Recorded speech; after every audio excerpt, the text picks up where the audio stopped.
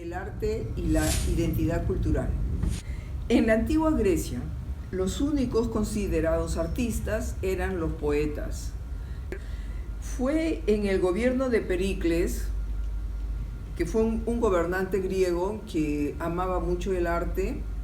Él va a rescatar, incluso va a restaurar el templo de Apolo y el Erecteión también.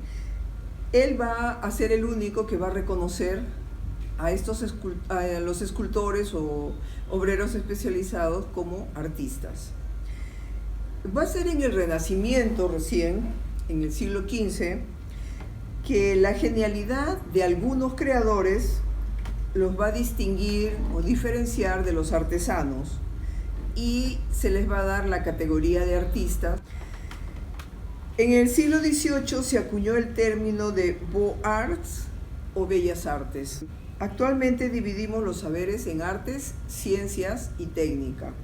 Vamos a nombrar tres formas de interpretar la cultura. Una sería el cotidiano, basado en la filosofía idealista, que ven a la cultura como el conjunto de conocimientos y aptitudes intelectuales y estéticas que se van a adquirir de manera individual. La otra forma de catalogar la cultura sería el científico, basado en la antropología social. Cultura es todo lo que no es naturaleza. Se considera cultural todo lo producido por el hombre. Y en la tercera definición que hace García Canclini, él propone la teoría marxista. Define la cultura como la producción de fenómenos que contribuyen mediante la representación o reelaboración simbólica de las estructuras materiales a reproducir o transformar el sistema social. Bien, Hall analiza dos vertientes, que sería el estructuralismo y el culturismo o culturalismo. Él empieza analizando las obras de Raymond Williams, Culture and Society y The Long Revolution, y también la obra de Richard Hogarth. La obra de estos pensadores van a coincidir en el tema que nos compete sobre la cultura.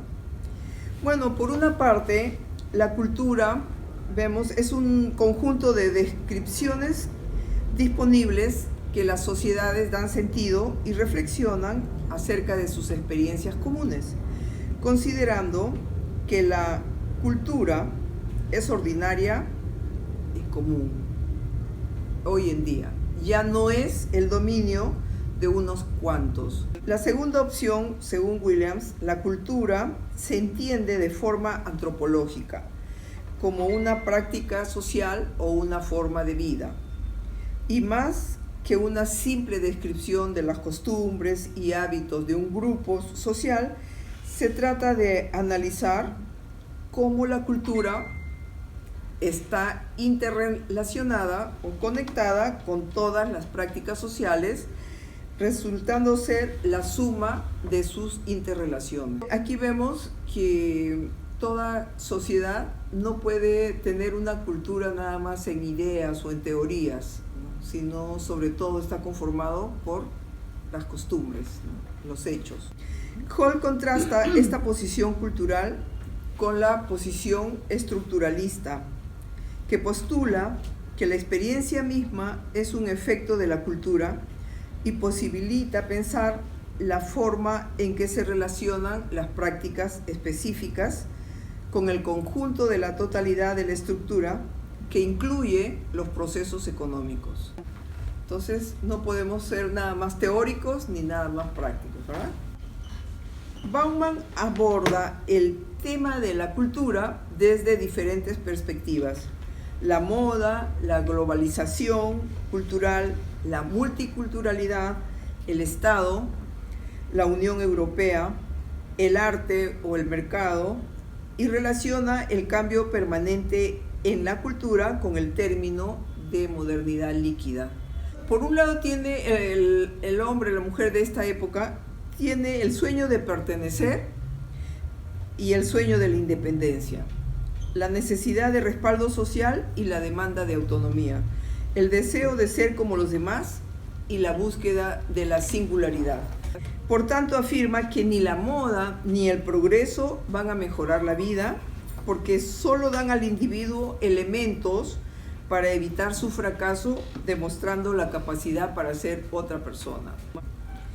En cuanto a la globalización, Bauman va a decirnos que la migración es un elemento central de esta cultura en el mundo líquido. Vemos hoy en día que el flujo de migrantes es a nivel mundial, ¿no? Tanto en Occidente, en Oriente, en América. En estos momentos en Perú tiene la invasión de los venezolanos, ¿no? En Europa tienen invasión de los africanos, de los sirios. Es decir, todo está en constante evolución. Señala que la creación del orden y del crecimiento económico en la modernidad ha generado la expulsión de muchos y diversos grupos humanos de su tierra de origen. En este caso, lo que va a primar va a ser el motivo económico más que el cultural. O sea, yo no me quiero ir a vivir a Estados Unidos porque Estados Unidos no me va a ofrecer más cultura que la que tengo, pero sí me va a ofrecer supuestamente más dinero por mi trabajo, ¿no? Esa es la idea. Con esto retoma su idea inicial de consumo, que se relaciona con el arte y en consecuencia con la cultura, tal como sucede con los eventos que se realizan en las galerías, auditorios y estadios. Esto que va a constituir una característica de la modernidad líquida y supone que las obras artísticas son fugaces y dependen de la fama. Teniendo en cuenta que el arte cumple sus funciones de comunicar, educar, formar valores, también es un medio de la conservación de elementos socioculturales para la identidad cultural de una sociedad. El arte debe hacer la crítica o la denuncia, pero a partir de una convicción, no de seguir un esquema.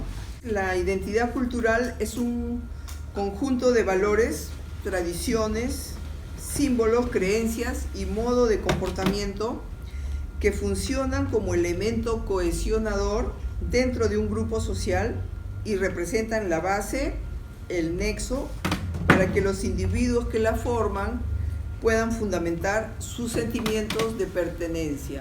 Actualmente estamos inmersos en el mundo global del siglo XXI, marcados por el discurso del pensamiento único de la supuesta aldea global, que se caracteriza por dar más importancia al empirismo y sustituir a la reflexión filosófica y política por un pensamiento pragmático, conservador y acrítico. Esto, señores, es muy importante que lo tengamos en cuenta para analizar.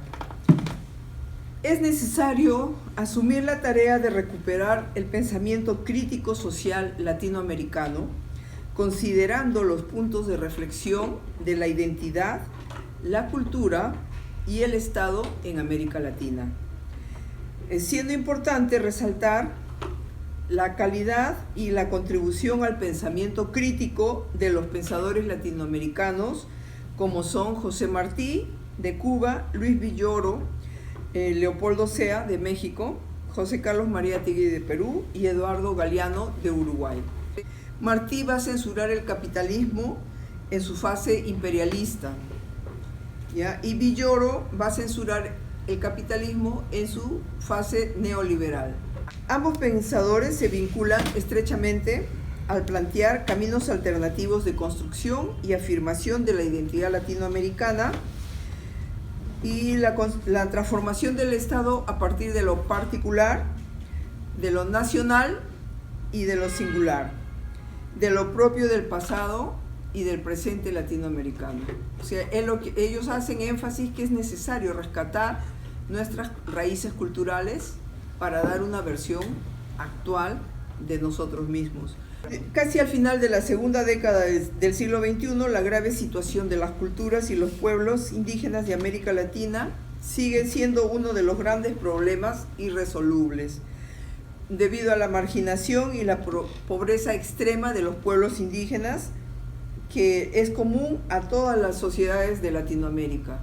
Como vemos, en Colombia cada día matan un indígena, ¿no?, de los líderes. En México, en Brasil, o sea, hay una guerra desigual contra todos los líderes indígenas de Latinoamérica. Quiero leer un pedacito del pensamiento de Galeano cuando habla sobre la identidad cultural, ¿ya? Sobre la historia latinoamericana. Dice: se nos enseña una historia de machos donde la mujer cumple un papel decorativo. No existen las mujeres en la historia latinoamericana, salvo como la compañera abnegada del prócer.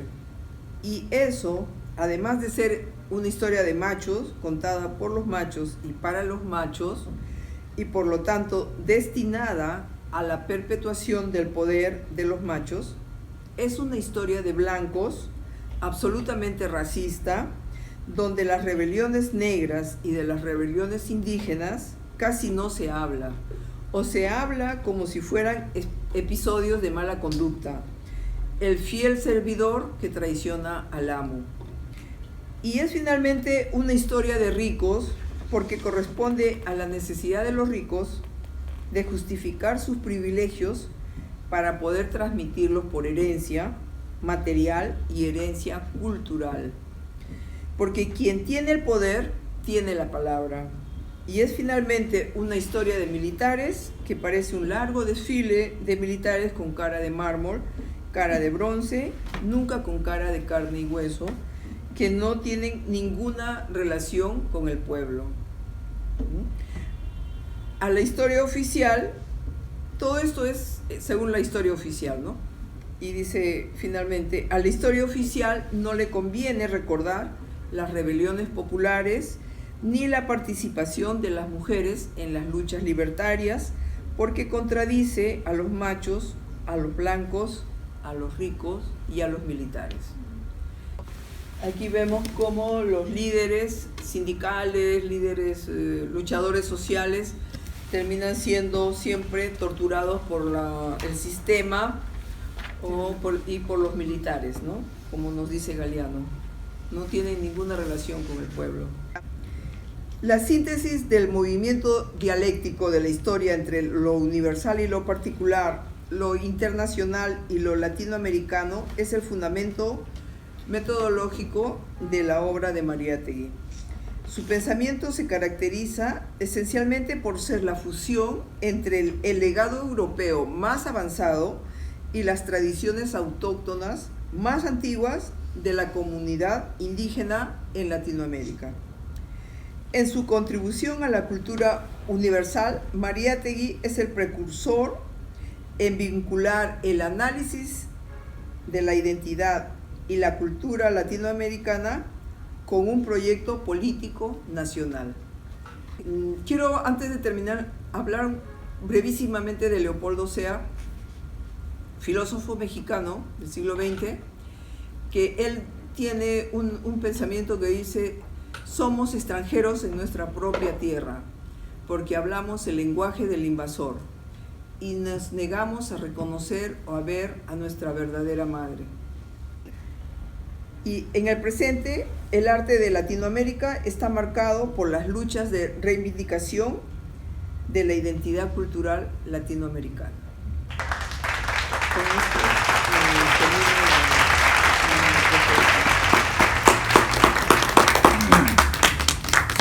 en esta ocasión, La Voz Segurina también hace presente y entrega de una camiseta 100% de algodón peruano a nuestra artista peruana Carmen Iris Bravo, quien acaba de presentar una brillante exposición. Muchas gracias, es un honor para mí recibir este bonito regalo de La Voz Segurina, y felicitaciones a La Voz Segurina por su apoyo a la difusión del arte y la cultura en el Perú.